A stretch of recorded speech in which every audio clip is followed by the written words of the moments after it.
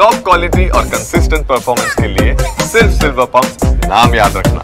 ಇದರ ಜೊತೆಗೆ ಮಹಾಸಭಾದಿಂದ ಕೂಡ ಈ ಒಂದು ವರದಿಯ ಅಧ್ಯಯನಕ್ಕೋಸ್ಕರ ಒಂದು ತಂಡವನ್ನು ಮಾಡಲಾಗಿದೆ ಅನ್ನುವಂಥ ಮಾಹಿತಿ ಇದೆ. ಅದ್ರ ಯಾವ ರೀತಿ ತಂಡ ಆಗಿದೆ ಸರ್, ಮುಂದೆ ಏನು ಮಾಡ್ತೀರಿ? ನಿನ್ನೆ ನಮಗೆ ಬಂದಿದ್ದ ಅದು ಕ್ಯಾಬಿನೆಟ್ನಲ್ಲಿ ಜಾತಿ ಗಣತಿ ಅಬ್ಸ್ಟ್ರಾಕ್ಟನ್ನು ಕೊಟ್ಟಿದ್ದಾರೆ.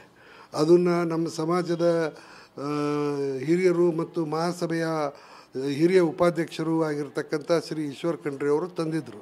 ಅದನ್ನು ಸ್ಟಡಿ ಮಾಡಲಿಕ್ಕೆ ನಾವು 5 ಮಂದಿ ತಜ್ಞರ ಸಮಿತಿಯನ್ನು ಮಾಡಿದ್ದೀವಿ.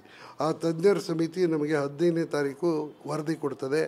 ಆ ವರದಿಯನ್ನು ನಾವು ಶ್ರೀ ಈಶ್ವರ್ ಖಂಡ್ರೆ ಅವರು ಏನು ಸಂಪುಟ ಸಚಿವರಿದ್ದಾರೆ ಅವರಿಗೆ ನಾವು ಸಲ್ಲಿಸ್ತೀವಿ. ಅವರು ಅದನ್ನು ಮುಖ್ಯಮಂತ್ರಿಗಳ ಗಮನಕ್ಕೆ, ಸಂಪುಟದ ಗಮನಕ್ಕೆ ತರ್ತಾರೆ. ಅದರಲ್ಲಿ ಆಮೇಲೆ ಏನು ತೀರ್ಮಾನ ಆಗುತ್ತೆ ನೋಡೋಣ. ಬಟ್ ಒಂದು ವಿಷಯ ಏನಿದೆ ಅಂತಂದರೆ, ಈ ವರದಿಯಲ್ಲಿರ್ತಕ್ಕಂಥ ಅಂಶಗಳು ಮುಸಲ್ಮಾನರ ಬಗ್ಗೆ ಸರಿ ಇದೆ, ಸಂತೋಷ ಇದೆ. ಕ್ರಿಶ್ಚಿಯನ್ಸ್ ಬಗ್ಗೆ ಸರಿ ಇದೆ, ಸಂತೋಷ ಇದೆ. ಈಗೇನಾಗಿದೆ, ದಲಿತರಲ್ಲಿ ಭಾಳಷ್ಟು ಏರಿಯಾ ರಿಸ್ಟ್ರಿಕ್ಷನ್ ಅಂತಿತ್ತು ಮೊದಲು. ಅಂದರೆ ಹಳೆ ಮೈಸೂರು ಭಾಗದಲ್ಲಿ ಕೆಲವು ಜಾತಿಗಳು ಪರಿಶಿಷ್ಟ ಜಾತಿ ಅಥವಾ ಪರಿಶಿಷ್ಟ ಪಂಗಡ ಅಂತ ಪರಿಗಣಿಸಲ್ಪಡ್ತಿದ್ದವು. ಆದರೆ ಮುಂಬೈ ಕರ್ನಾಟಕ ಪ್ರದೇಶದಲ್ಲಿ ಬೇರೆ ಒಂದು ಲಿಸ್ಟ್ ಇತ್ತು. ಹೈದರಾಬಾದ್ ಕರ್ನಾಟಕದಲ್ಲಿ ಪರಿಶಿಷ್ಟ ಜಾತಿ ಪರಿಶಿಷ್ಟ ಪಂಗಡಗಳ ಲಿಸ್ಟು ಬೇರೆ ಇತ್ತು. ಕೊಡಗಿನಲ್ಲಿ ಬೇರೆ ಇತ್ತು. ಮಡ್ರಾಸ್ ಸ್ಟೇಟಲ್ಲಿ ಮಂಗಳೂರು ಕೊಳ್ಳೇಗಾಲ ತಾಲೂಕಿನಲ್ಲಿ ಬಳ್ಳಾರಿ ಜಿಲ್ಲೆಯಲ್ಲಿ ಬೇರೆ ಇತ್ತು. ಈಗ ಏರಿಯಾ ರಿಸ್ಟ್ರಿಕ್ಷನ್ ತೆಗೆದುಬಿಟ್ಟಿದ್ದಾರೆ. ಇದರಿಂದಾಗಿ ಭಾಳಷ್ಟು ಜಾತಿಗಳು ಇಡೀ ರಾಜ್ಯದ ತುಂಬ ಪರಿಶಿಷ್ಟ ಜಾತಿ ಮತ್ತು ಪರಿಶಿಷ್ಟ ಪಂಗಡದ ವ್ಯಾಪ್ತಿಯಲ್ಲಿ ಬಂದಿದ್ದಾವೆ.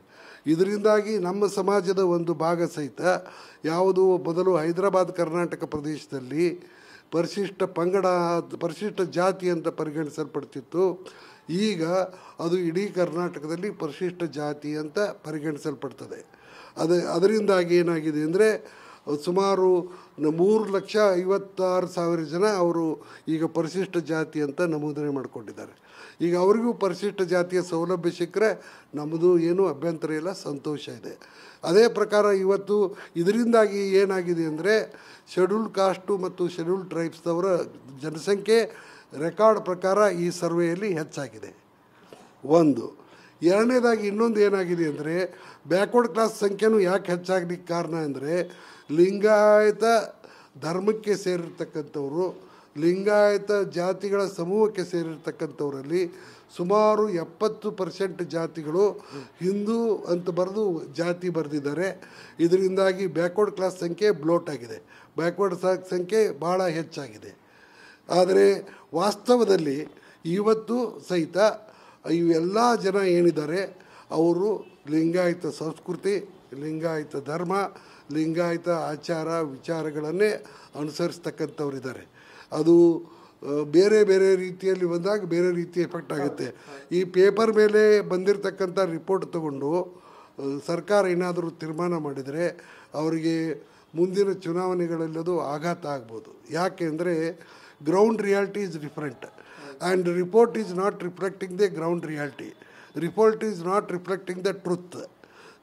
Report is not even nearer to the truth also.